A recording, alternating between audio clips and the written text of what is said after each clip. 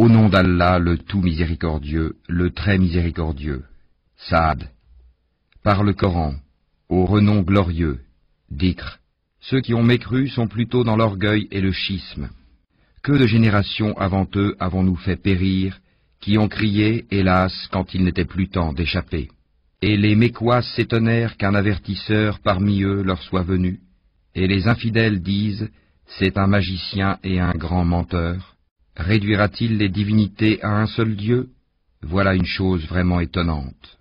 Et leurs notables partirent en disant, allez-vous-en, et restez constants à vos dieux, c'est là vraiment une chose souhaitable. Nous n'avons pas entendu cela dans la dernière religion, le christianisme. Ce n'est en vérité que pure invention. Quoi? C'est sur lui, parmi nous, qu'on aurait fait descendre le rappel, le Coran? Plutôt ils sont dans le doute au sujet de mon message. Ou plutôt ils n'ont pas encore goûté à mon châtiment. Ou bien détiennent-ils les trésors de la miséricorde de ton Seigneur, le puissant, le dispensateur par excellence? Ou bien ont-ils le royaume des cieux et de la terre et de ce qui existe entre eux? Eh bien, qu'ils y montent par n'importe quel moyen. Une armée de coalisés qui ici même sera mise en déroute. Avant eux, le peuple de Noé, les Hades, et Pharaon, l'homme aux pales, ou aux pyramides. Et les Tamoud, le peuple de Lot, et les gens d'Alaïka, ont tous démenti leurs messagers. Voilà les coalisés. Il n'en est aucun qui n'ait traité les messagers de menteurs. Eh bien, ma punition s'est avérée contre eux, ceux-ci n'attendant qu'un seul cri, sans répétition. Et ils disent, Seigneur, hâte-nous notre part avant le jour des comptes. Endure ce qu'ils disent, et rappelle-toi David, notre serviteur, doué de force dans l'adoration, et plein de repentir à Allah. Nous soumîmes les montagnes à glorifier Allah, soir et matin en sa compagnie, de même que les oiseaux assemblés en masse, tous ne faisant qu'obéir à lui, Allah. Et nous renforçâmes son royaume, et lui donnâmes la sagesse et la faculté de bien juger. Et était-elle parvenue la nouvelle des disputeurs quand ils grimpèrent au mur du sanctuaire? Quand ils entrèrent auprès de David, il en fut effrayé. Ils dirent, n'aie pas peur, nous sommes tous deux en dispute, l'un de nous a fait du tort à l'autre. Juge donc en toute équité entre nous, ne sois pas injuste, et guide-nous vers le chemin droit. Celui-ci est mon frère, il a 99 brebis, tandis que je n'ai qu'une brebis. Il m'a dit, confie-la moi, et dans la conversation, il a beaucoup fait pression sur moi. David dit, il a été certes injuste envers toi en demandant de joindre ta brebis à ses brebis.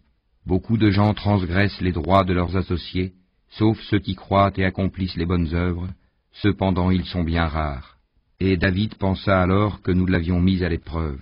Il demanda donc pardon à son Seigneur, et tomba prosterné et se repentit.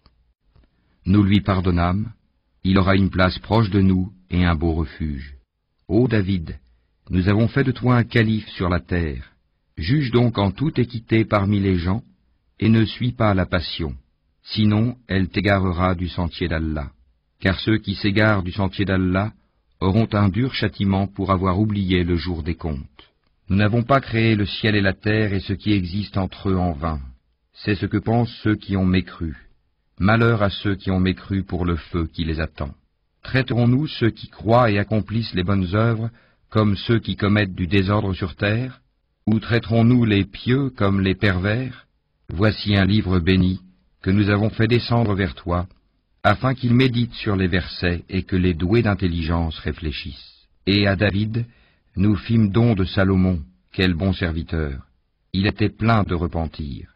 Quand un après-midi on lui présenta de magnifiques chevaux de course, il dit, « Oui, je me suis complu à aimer les biens de ce monde au point d'oublier le rappel de mon Seigneur, jusqu'à ce que le soleil se soit caché derrière son voile.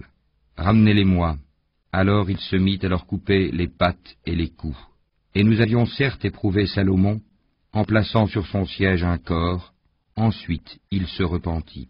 Il dit, « Seigneur, pardonne-moi, et fais-moi don d'un royaume tel que nul après moi n'aura de pareil, c'est toi le grand dispensateur. » Nous lui assujettîmes alors le vent, qui, par son ordre, soufflait modérément partout où il voulait, de même que les diables, bâtisseurs et plongeurs de toutes sortes, et d'autres encore, accouplés dans des chaînes.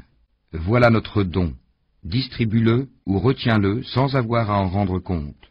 Et il a une place rapprochée de nous et un beau refuge.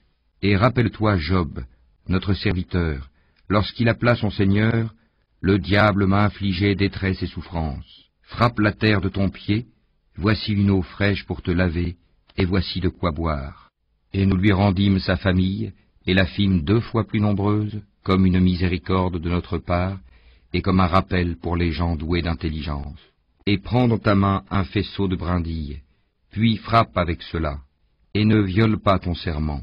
Oui, nous l'avons trouvé vraiment endurant, quel bon serviteur, sans cesse il se repentait. Et rappelle-toi Abraham, Isaac et Jacob, nos serviteurs puissants et clairvoyants. Nous avons fait d'eux l'objet d'une distinction particulière, le rappel de l'au-delà. Ils sont auprès de nous, certes, parmi les meilleurs élus. Et rappelle-toi Ismaël et Élisée, et Dal-Kifl, chacun d'eux parmi les meilleurs. Cela est un rappel. C'est aux pieux qu'appartient en vérité la meilleure retraite, les jardins d'Éden aux portes ouvertes pour eux, où, accoudés, ils demanderont des fruits abondants et des boissons. Et auprès d'eux seront les belles au regard chaste, toutes du même âge. Voilà ce qui vous est promis pour le jour des comptes. Ce sera notre attribution inépuisable. Voilà, alors que les rebelles auront certes la pire retraite, l'enfer où ils brûleront, et quel affreux lit, voilà qu'ils y goûtent, eau bouillante et eau purulente, et d'autres punitions du même genre. Voici un groupe qui entre précipitamment en même temps que vous, nul bienvenu à eux, ils vont brûler dans le feu. Ils dirent, pas de bienvenue pour vous, plutôt, c'est vous qui avez préparé cela pour nous, quel mauvais lieu de séjour. Ils dirent, Seigneur, celui qui nous a préparé cela, ajoute-lui un double châtiment dans le feu. Ils dirent, pourquoi ne voyons-nous pas des gens que nous comptions parmi les malfaiteurs? Est-ce que nous les avons raillés, à tort, ou échappent-ils à nos regards? Quelles sont en vérité les querelles des gens du feu? Dis, je ne suis qu'un avertisseur, point de divinité à part Allah, l'unique, le dominateur suprême, Seigneur des cieux et de la terre, et de ce qui existe entre eux, le puissant, le grand pardonneur. Dis, ceci, le Coran, est une grande nouvelle, mais vous vous en détournez. Je n'avais aucune connaissance de la cohorte sublime au moment où elle disputait. Il m'est seulement révélé que je suis un avertisseur clair. Quand ton Seigneur dit aux anges, « Je vais créer d'argile un être humain », quand je l'aurai bien formé et lui aurai insufflé de mon esprit, jetez-vous devant lui prosternés. Alors tous les anges se prosternèrent, à l'exception d'Iblis, qui s'enfla d'orgueil et fut du nombre des infidèles.